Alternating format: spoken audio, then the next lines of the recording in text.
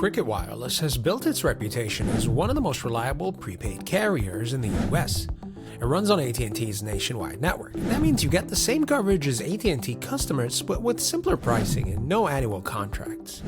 Plans start at around $30 a month for 5 gigs, while the unlimited plan is $60 or $55 with autopay.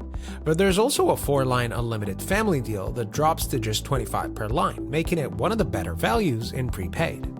Data speeds, however, are capped. Even on the unlimited plan, you do get a max at 8 Mbps for LTE and 5 Mbps for hotspot. It's fast enough for streaming, but heavy users might notice a difference compared to premium carriers. On the plus side, Cricket offers perks like free HBO Max with some plans, but it doesn't add surprise fees. But it also lacks extras like international roaming flexibility, and its phone selection is more limited unless you bring your own device.